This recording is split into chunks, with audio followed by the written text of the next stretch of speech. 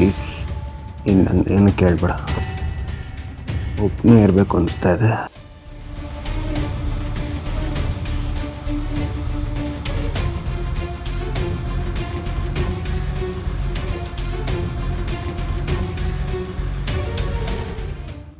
ಡ್ಯಾಡ್ಗೆ ಏನಾಯಿತು? ಯಾಕೆ ಹೀಗೆ ಆಡ್ತಿದ್ದಾರೆ? ಯಾವಾಗಲೂ ನಗ್ನಗ್ತಾ ಇದ್ದವರು ಇವತ್ತು ಯಾಕೆ ಇಷ್ಟೊಂದು ಎಮೋಷ್ನಲ್ ಆಗಿದ್ದಾರೆ? ಇಲ್ಲ, ಖಂಡಿತ ಏನೋ ನಡೆದಿರತ್ತೆ. ಇರಲಿ, ಅವ್ರು ಸ್ವಲ್ಪ ಕೂಲ್ ಆದಮೇಲೆ ನಾನೇ ಏನು ಅಂತ ಕೇಳಿ ತಿಳ್ಕೊತೀನಿ.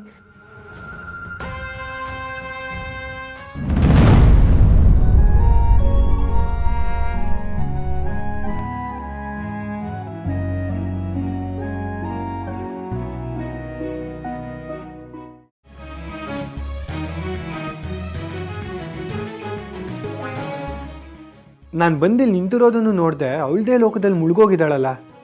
ಈಗ ಹೇಗೆ ಆಟ ಆಡಿಸ್ತೀನಿ ನೋಡ್ತಾ ಇರ.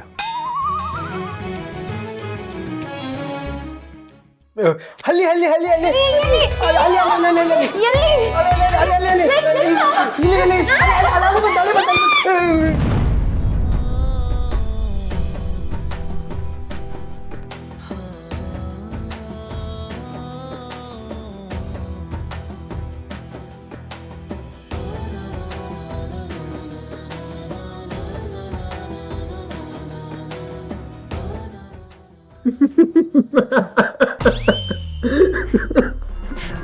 ವಾಪಸ್ ಕಳ್ಳಿ ಮುಗ್ದವನೆ.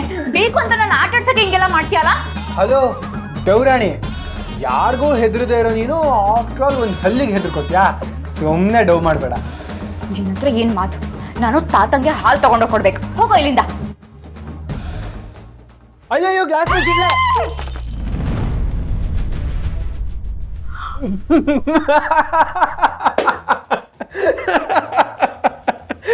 ನೀನು ಯಾವುದು ಹೆದರ್ಕೋತೀಯ ಅಂತ ಇವಾಗ ಗೊತ್ತಾಯ್ತು ಕಣೆ. ನೋಡ್ತಾ ಇರೋ, ಇನ್ಮೇಲೆ ನಿನ್ನ ಹಿಂಗೆ ಆಟಾಡ್ತೀನಿ. ಏಯ್, ಹೋಗೋ ಇಲ್ಲಿಂದ. ನನ್ನ ತಾತಂಗೋಸ್ಕರ ಹಾಲು ತಗೊಂಡೋಗ್ಬೇಕು ಅಂತಿದ್ದೆ, ಎಲ್ಲ ಹಾಳು ಮಾಡ್ಬಿಟ್ಟಿಯಲ್ಲೋ. ಬರ್ತಿರೋ ಕೋಪಕ್ಕೆ ಈ ಕಾಯಿಸಿರೋ ಹಾಲು ತಗೊಂಡು ನಿನ್ ಮುಖಕ್ಕೆ ಕೆಚ್ಚಬೇಕು ಅನ್ಸ್ತಿದೆ. ನೀನು ಕಾಯಿಸಿರೋ ಹಾಲು ತಗೊಂಡು ನನ್ನ ಮುಖಕ್ಕೆ ಎರ್ಚೋವರೆಗೂ ನಾನೇನು ಸೌತೆಕಾಯಿ ತಿಂತಾ ಇರ್ತೀನ. ಹೋಗಿ ಅಲ್ಲೇ ಡಂಗಾಣಿ. ಏನೋ? ಏಯ್, ಏನೋ ಅದು ಡಂಗಾಣಿ ಅಂತೆಲ್ಲ ಕರಿತಿದ್ಯಾ? ಡಂಗಾಣಿ ಅಂದರೆ ನಿಂತರ ಡೌರಾಣಿಗೆ ಶಾರ್ಟ್ ಫಾರ್ಮು. ಮನೆಯವ್ರಿಗೆಲ್ಲ ಏನಾದರೂ ಒಂದು ಕೆಲಸ ಮಾಡಿಕೊಟ್ಟು ಎಲ್ಲರೂ ಬುಟ್ಟಿಗೆ ಹಾಕೋತಾ ಇದೆಯಲ್ಲ, ಅದಕ್ಕೆ ನಿನ್ಗಿದು ಸರಿಯಾಗಿರೋ ಹೆಸರು. ನೀನು ಡಂಗಾಣಿ ಆಟ ಬೇರೆಯವ್ರ ಹತ್ರ ನಡಿಬೋದು, ನನ್ನ ಹತ್ರ ನಡೆಯಲ್ಲ. ನಾನು ಡಂಗಾಣಿ ಆದರೆ ನೀನು ಡಂಗಾಣ. ಅಲ್ಲ, ಚೆನ್ನಾಗಿಲ್ಲ. ನೀನು ವಾಪಸ್ ಕಳ್ಳಿ ಮುಕ್ತು. ನಿನ್ನ ಆಟನೂ ನನ್ನ ಹತ್ರ ನಡೆಯಲ್ಲ, ತಿಳ್ಕೊ. ಏಯ್, ನೀನು ಹೆದರ್ಸಿದ್ರೆ ನಾನು ಹೆದರ್ಕೊಂಡ್ಬಿಡ್ತೀನ? ನಾನು ಕಣ್ಬಿಟ್ರೆ ಕಿಲೋಮೀಟ್ರ್ ಗಟ್ಟಲೆ ಓಡೋಗ್ತೀಯಾ? ಓಹೋ, ರಾಯರು ರಾತ್ರಿ ಹೊತ್ತಲ್ಲಿ ಹಗಲ್ಗನ್ಸ್ ಕಾಣ್ತಿರೋ ಹಾಗಿದೆ. ಕಣ್ಣಲ್ಲಿ ಕಣ್ಣಿಟ್ಟು ನೋಡೋಕೆ ಧೈರ್ಯ ಇಲ್ಲ, ನನ್ನ ಹತ್ರನೇ ಬಾಲ ಬಿಚ್ತಾನೆ. ಓಹೋ, ಇವಳ್ದೇನು ಐಶ್ವರ್ಯ ಈ ಕಣ್ಣಲ್ಲಿ ಕಣ್ಣಿಟ್ಟು ನೋಡಕ್ಕೆ. ನೀನೇನು ರಾಕಿಂಗ್ ಸ್ಟಾರ್ ನೋಡು. ಏಯ್, ಹೌದಾ?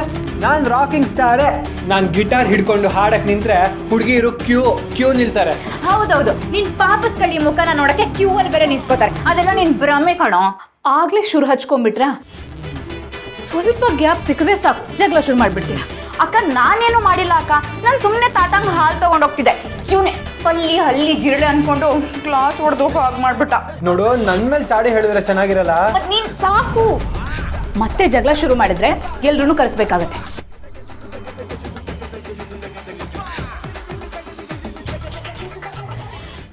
ಅದಿ ಹೋಗಿ ಹಾಡು ಕೇಳ್ಕೊ. ಸಪ್ರೇಟಾಗಿ ಸಿಗಿ ನೋಡ್ಕೋತೀನಿ. ಲಕ್ಷ್ಮಿ, ತಾತಂಗೆ ಹಾಲು ತಗೊಂಡೋಗಿ ಕೊಡು. ಅಕ್ಕ, ಇದನ್ನೆಲ್ಲ ಕ್ಲೀನ್ ಮಾಡಿಬಿಟ್ಟು ಹೋಗ್ತೀನಿ. ಅಯ್ಯಯ್ಯೋ ಬೇಡ, ನಾನೇ ಕ್ಲೀನ್ ಮಾಡ್ಕೋತೀನಿ.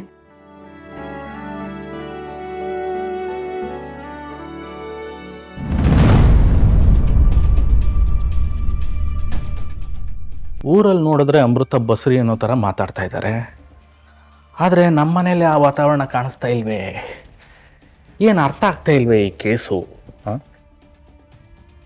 ಏನೋ ಇದು ಮಹೇಶ, ಮನೆಗೆ ಬಂದವನು ಏನೋ ಗೊಣಗ್ತಾ ಇದೆಯಾ? ಏನು ವಿಷಯ ನೀನು ಹೇಳ್ತೀಯ ಅಂತ ಅಂದ್ಕೊಂಡ್ರೆ ನನ್ನನ್ನೇ ಏನು ವಿಷಯ ಅಂತ ಕೇಳ್ತಿದ್ಯಲ್ಲಕ್ಕ? ವಿಷಯ ಇದ್ದಿದ್ರೆ ನಾನು ನಿನ್ನ ಹತ್ರ ಹೇಳ್ತಾ ಇರ್ಲಿಲ್ವೇನೋ? ಹೊರಡೆ ಸುತ್ತಾಡೋ ನೀನು ಏನೇ ಇದ್ರೂ ಮೊದಲು ನಿನ್ನ ಕಿವಿಗೆ ಅಲ್ವಾ ಬೀಳೋದು? ಮನೆಯಲ್ಲೋ ನಮಗೇನು ಗೊತ್ತಾಗತ್ತೆ ಹೇಳು? ಹೋಗ್ಲಿ, ವಿಷಯ ಏನು ಅಂತ ಹೇಳು. ಊರ್ ಜನ ಎಲ್ಲ ಅಮೃತ ಬಸ್ರಿ ಅಂತ ಮಾತಾಡ್ಕೋತಾ ಇದ್ದಾರೆ. ಅಮೃತ ವಾಂತಿ ಮಾಡ್ಕೊಂಡಿರೋದ್ರಿಂದ ಯಶೋದಮ್ಮ ಅಜ್ಜಿ ಆಗ್ತಿದ್ದಾರೆ ಅಂತ ಎಲ್ಲರೂ ಸಂತೋಷ ಪಡ್ತಾ ಇದ್ದಾರೆ. ನೀನು ನೋಡಿದ್ರೆ ಏನು ಗೊತ್ತೇ ಇಲ್ಲ ಅನ್ನೋ ಹಂಗಿದ್ಯಪ್ಪ. ಏನೋ ಹೇಳ್ತಾ ಇದೆಯಾ ಮಹೇಶ ನೀನು?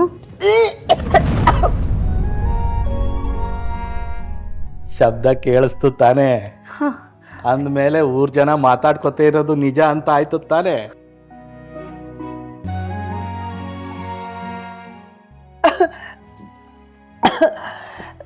ಈ ಕಷಾಯ ಗಂಜಿ ಮನೆ ಮದ್ದು ಅಂತೆಲ್ಲ ಕುಡಿದು ಡೈಜೆಷನ್ ಆಗದೆ ವಾಂತಿ ಆಗ್ತಾ ಇದೆ.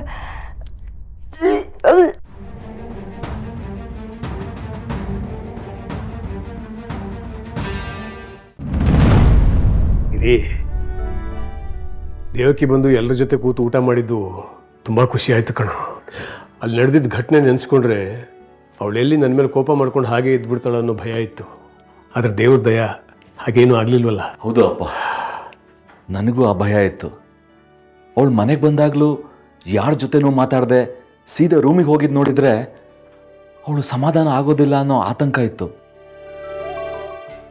ಆದರೂ ಅವಳು ಬಂದು ಊಟ ಮಾಡಿದ್ದು ನೋಡಿದರೆ ಯಾರ್ದೋ ಬಲವಂತಕ್ಕೋಸ್ಕರ ಬಂದು ಊಟ ಮಾಡಿ ಹೋದ ಹಾಗಿತ್ತು. ಇದಕ್ಕೆಲ್ಲ ಕಾರಣ ಲಕ್ಷ್ಮಿ ಕಣ. ಅವಳು ದೇವಕಿನ ಸಮಾಧಾನ ಮಾಡಿ ಕರ್ಕೊಂಡು ಬಂದಿರ್ತಾಳೆ. ಇಲ್ಲಾಂದ್ರೆ ದೇವಕಿ ಖಂಡಿತ ಬರ್ತಿರ್ಲಿಲ್ಲ. ಇರಿ, ದೇವಕಿ ವಿಷಯ ಏನೋ ತಣ್ಣಗಾಗೋಯ್ತು. ಆದರೆ ನಾವು ಯಾವ ಉದ್ದೇಶ ಇಟ್ಕೊಂಡು ಆ ಕಿರಾತಕನ್ನ ಭೇಟಿ ಮಾಡೋಕೆ ಹೋಗಿದ್ವು ಅದು ಗೊತ್ತಾಗಲೇ ಇಲ್ವಲ್ಲ ಅನ್ನೋ ಬೇಸರ ಇದೆ. ದೇವಕಿ ಅಲ್ಲಿಗೆ ಬರದೇ ಹೋಗಿದ್ರೆ ಅವನು ನನ್ನ ಮೊಮ್ಮಗಳು ಎಲ್ಲಿದ್ದಾಳೆ ಅನ್ನೋ ವಿಷಯ ಬಾಯಿ ಬಿಡ್ತಿದ್ದ ಅನ್ಸುತ್ತೆ. ಸ್ವಲ್ಪದಲ್ಲಿ ಮಿಸ್ ಆಗೋಯ್ತು. ಈಗ ಅವನು ಹುಷಾರಾಗ್ಬಿಡ್ತಾನೆ. ಇನ್ನೂ ನನ್ನ ಮೊಮ್ಮಗಳ ಬಗ್ಗೆ ತಿಳ್ಕೊಳ್ಳೋದು ಕಷ್ಟ ಆಗ್ಬಹುದಲ್ವಾ? ಅಪ್ಪ, ಅವನು ತಪ್ಪಿಸ್ಕೊಳಕ್ಕೆ ಸಾಧ್ಯನೇ ಇಲ್ಲ. ಮತ್ತೆ ಸಿಕ್ಕೇ ಸಿಗ್ತಾನೆ.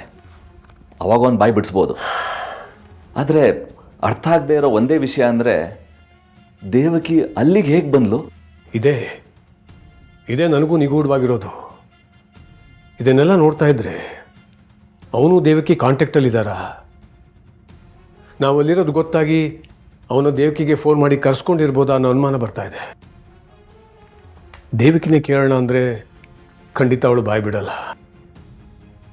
ಹೀಗೆ ಆದರೆ ನನ್ನ ಮೊಮ್ಮಗಳ ಬಗ್ಗೆ ತಿಳ್ಕೊಳ್ಳೋದು ಕಷ್ಟ ಆಗ್ಬೋದಲ್ವಾ?